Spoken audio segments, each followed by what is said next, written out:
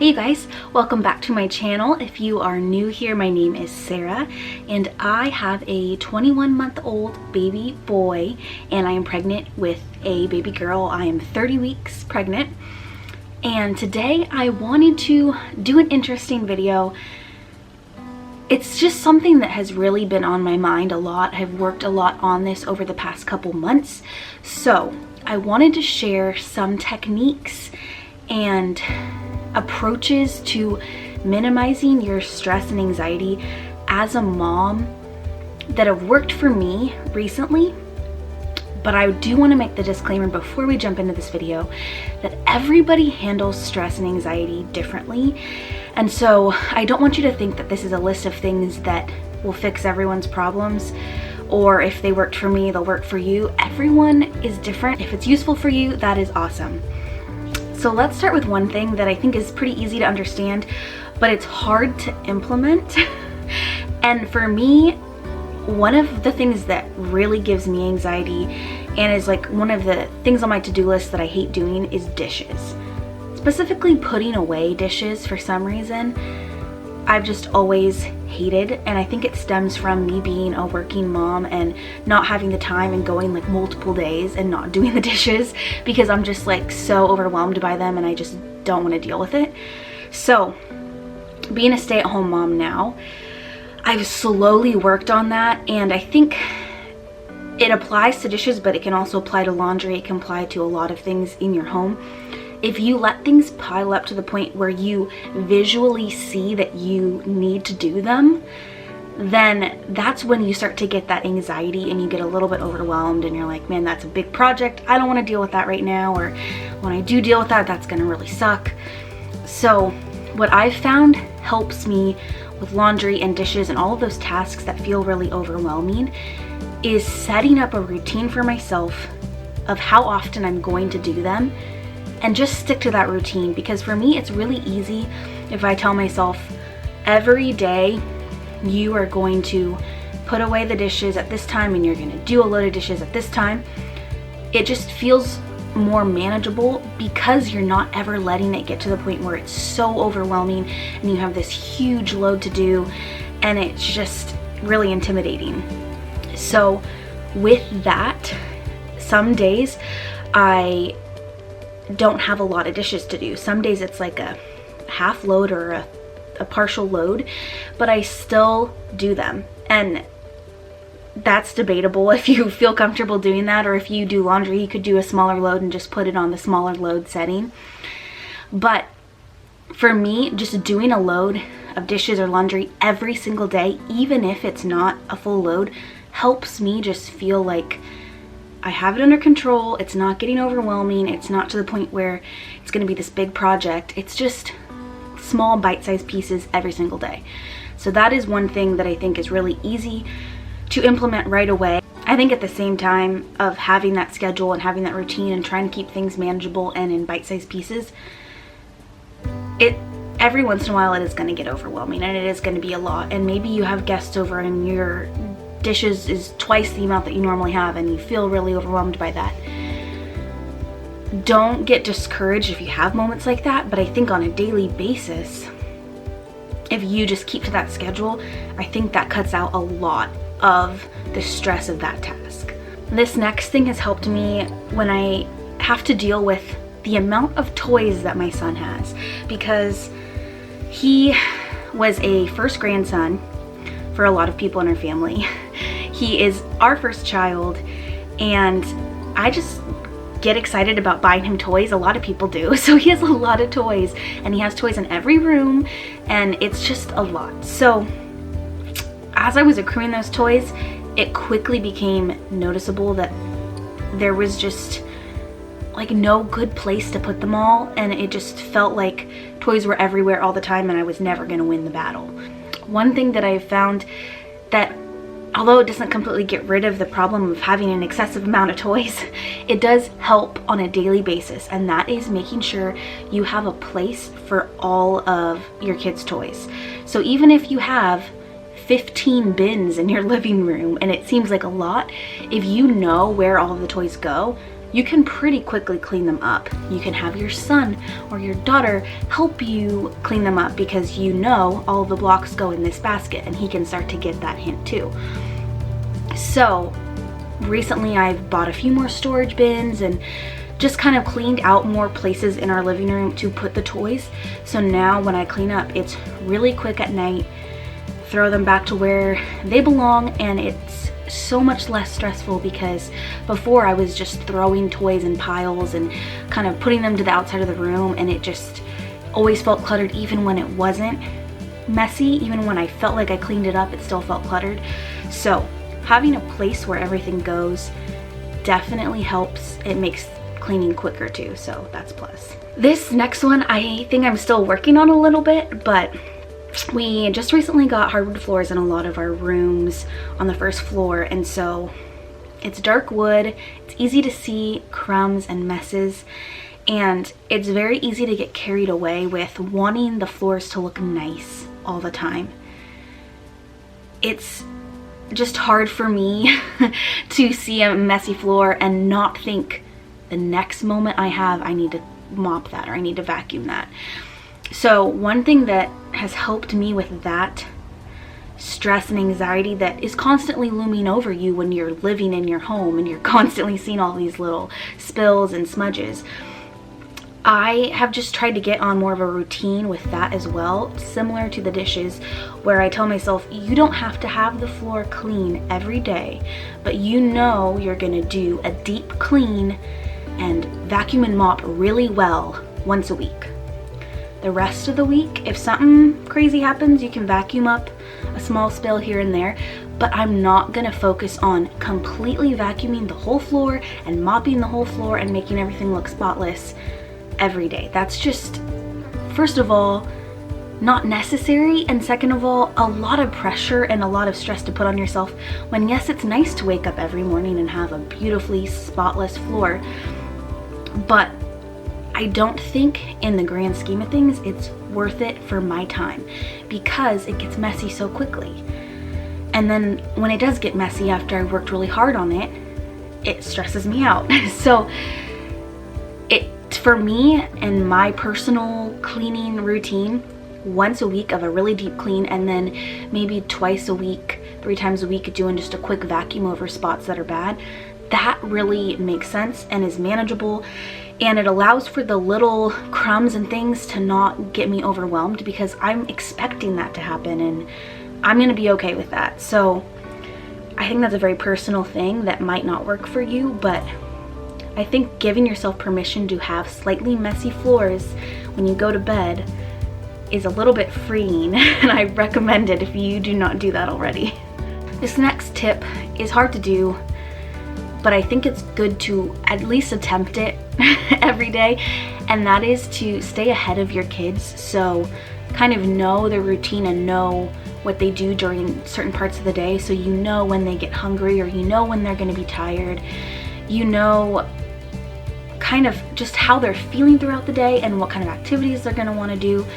I think thinking in terms of that, staying a step ahead of them really helps. So if you're going to the grocery store or you're going on a play date or whatever you're doing with your kids, you kind of know what mental state they're in and you can be prepared for that. So you can bring snacks or you can bring a toy to distract them, or you can make sure you get home at this time because you know usually when they get to that point they're going to be really fussy. It's hard when kids are young because I feel like every month my son changes slightly in terms of like what he needs and how much sleep he needs and what snacks he wants and everything, but I try to think a step ahead. And so if he's napping, I think, all right, when he wakes up, we're gonna do this and I'm gonna feed him this. And although it seems like it's a lot of work to always be like planning the next step, it's so much less stressful when you have a kid who woke up from a nap and is really fussy and is screaming and you're carrying him around, to kind of have that next plan done. So a lot of times, even when he's napping, I'll make his lunch and have it like set out, and then as soon as he wakes up from his nap, lunch is ready, and I don't have to fumble around with that while he's upset and hungry and frustrated.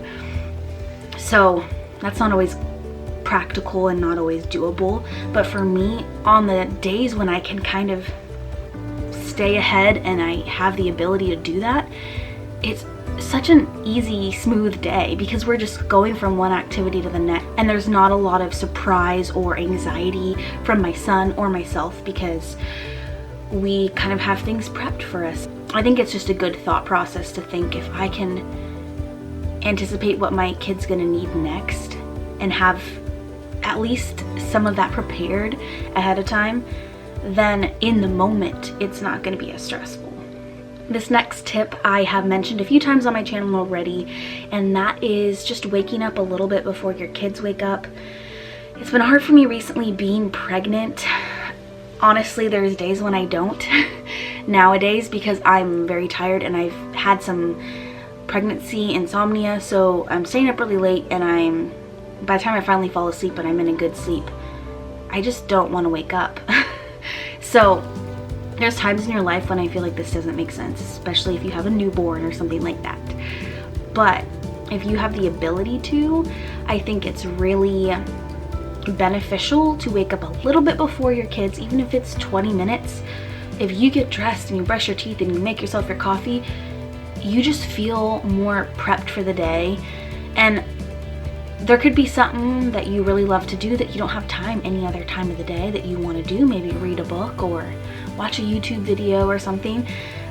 My recent routine has been get up, get myself ready, put together, and then I go downstairs and I make my breakfast and my son's breakfast, and I have them ready to go on the table. So then until he wakes up, I'm just chilling, scrolling through Instagram, doing whatever I want to do, and he wakes up and then we eat our breakfast, and it's just easy and nice. And if I didn't wake up that like half hour that it takes to get all that stuff ready, then I would be doing all of those things with him, and I would start my day feeling anxious and stressed and just a little bit overwhelmed. So that has really been helping me. But to go along with that, you really have to try to not stay up super late, because if you're staying up super late and waking up early, then that's not setting yourself up for success either. So I really try, especially with me having trouble going to sleep, I try to go to bed as early as I can.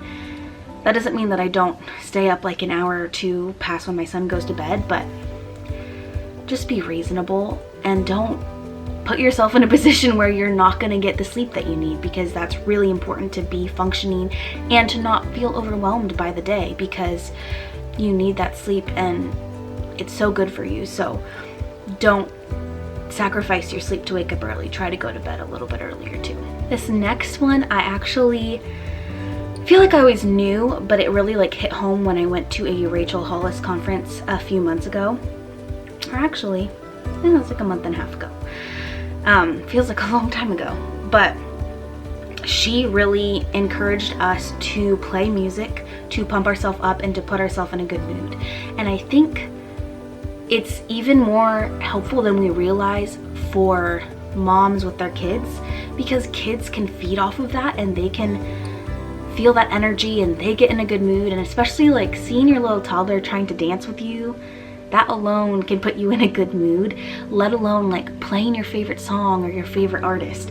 So for me personally, I always play the Billy Joel playlist on Spotify or Pandora, and I just love Billy Joel, so that always gets me in a good mood. And then my son hears all of those songs, he starts to like those songs, we dance together. And I mean, honestly, I think it's a good thing to do just every day, but especially if you're in a place where your toddler's having a hard time or you're having a hard time and everybody just needs a mood lift. I think we underestimate sometimes, or I personally forget, how helpful music is and how much it can bring me up. So I just wanted to throw that one in there because I think that's like a really easy one. Even when you're driving in the car and everyone's just losing it, sometimes that can help too. So music is an awesome thing to just have in your back pocket, and whenever you want to boost everyone's mood and just kind of get out of that overwhelmed, anxious place. The last one is, I would say, the hardest one for me, and that is asking for help.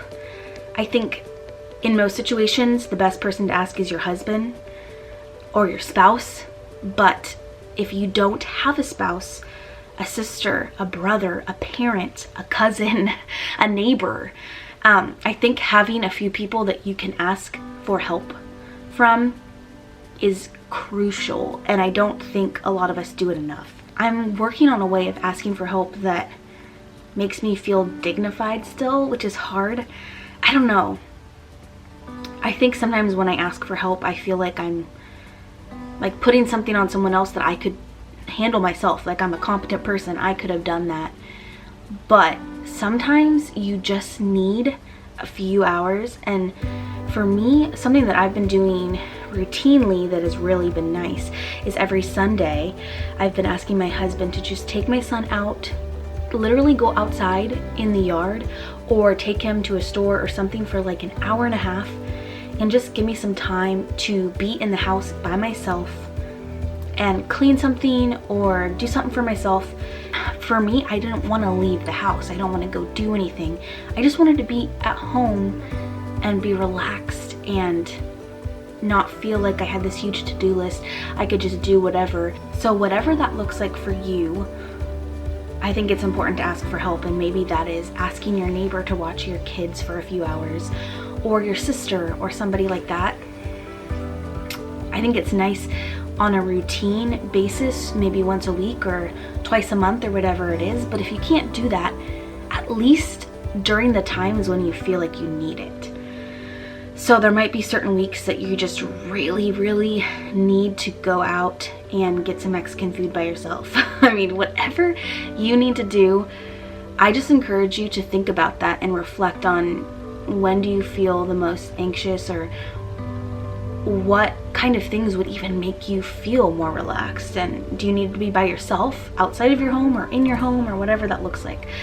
But I think it's definitely hard for everybody to ask for help, but once you prioritize that and you say, all right, I'm gonna need some help, what's the best way for me to go about that? Who should I ask and how often, and what do I want to do when I don't have my kids? Just think about those things, because everybody is different and everyone's gonna need something different. All right, you guys, those are my tips and approaches to limiting stress and anxiety as a mom that have worked for me over the past few months. I'm still working on a lot of these things.